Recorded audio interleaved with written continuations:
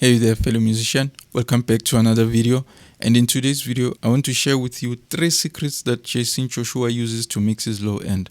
This will help your music translate well in all sound devices, whether someone is listening to your songs in a club, on a smartphone or at a festival, it will sound amazing.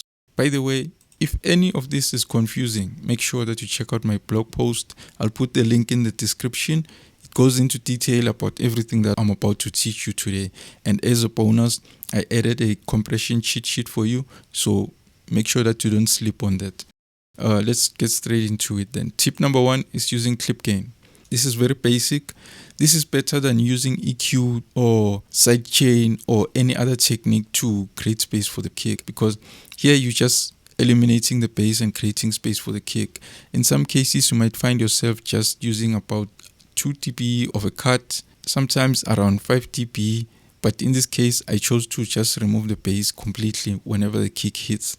One other thing to mention is that make sure that your fades are smoother, so they don't have to be like on the grid, something like this, because if they are on the grid like straight whenever the bass hits, that will cause unwanted artifacts, pops and clicks, and you don't want it. So make sure that you make it smoother, and make sure that the fade is the length of the kick. Sometimes you can just make it the length of the transient, and that will work well. So let's check out the before and after.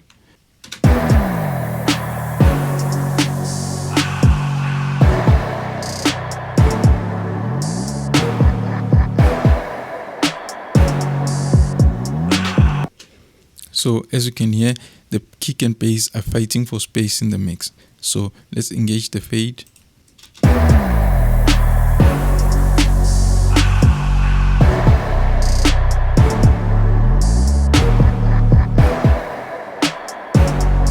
Immediately the kick and bass sound much more bigger, and they are working well together. So let's do the with and without.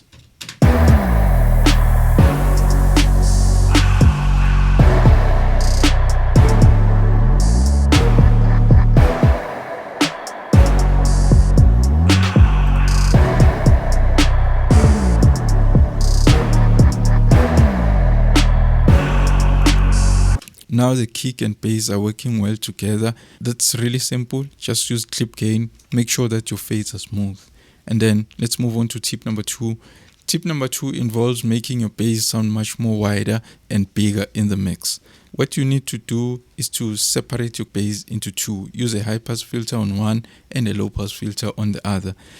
The low end bass, which has the low pass filter, what you'll do is use clip gain on the lower bass part of the bass, and then on the upper part of the bass you don't need the fade outs because you already created space for the kick in the low end. And then on the top end part of the bass, that's the one that you make wider. Let me pull up an analyzer and show you guys the difference. So I'll disengage these 2 plugins. Let's listen to the top end of the bass.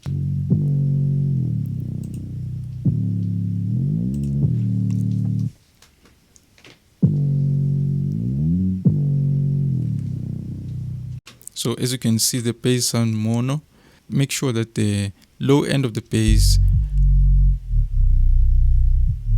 that one, make sure that it remains mono.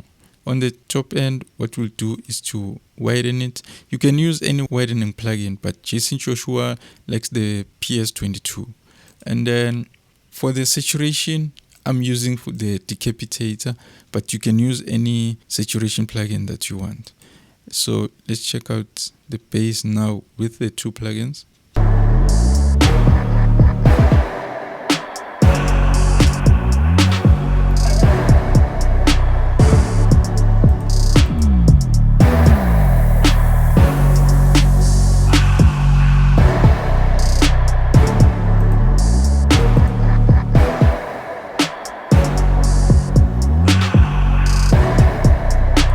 You don't want to make it too wide that you lose focus, so I had to narrow it a bit to still get that punch and presence while making it sound bigger in the mix.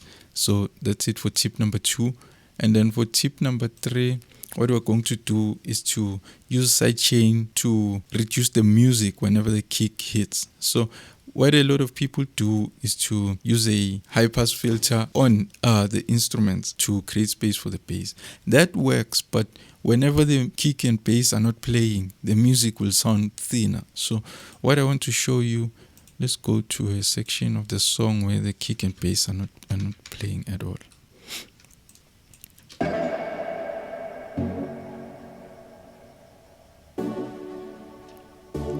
In a case like this, the music will sound much more thinner. So to avoid that, you use sidechain instead of cutting out the low end of the instruments.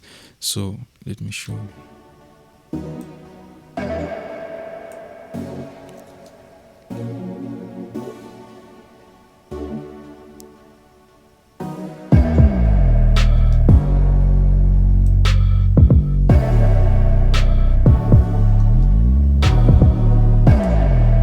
So as you can see, whenever the kick comes in, the music starts ducking only in the low end. So that creates space for the kick and bass in the low end.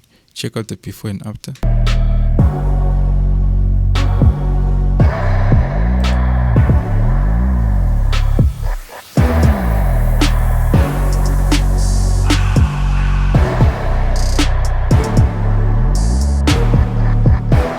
So the music sounds bigger whenever the kick is not playing in the song. This makes your music sound much more bigger and fuller.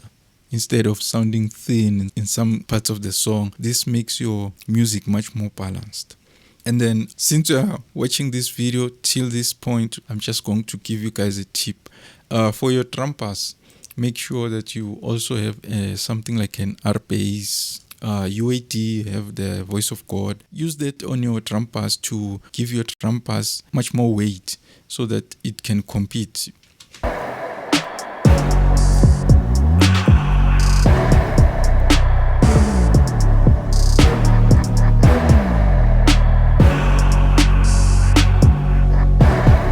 This will make your low end sound much more bigger and thicker, and it will translate well in all sound devices. The downfall will be making your vocals fit into this, because once you have such a bigger low end, your vocals might struggle to cut through the mix. So to help your vocals cut through the mix, make sure that you check out my previous tutorial where I share Jaycen Joshua's entire vocal chain. That will help your vocal compete with this thick low end that you've created, because now your low end sound much more bigger. And to be able to do that, you have to make sure that you check out my previous tutorial where I share Jaycen Joshua's vocal chain. That's it for today. Take good care of yourself and enjoy making music. Cheers.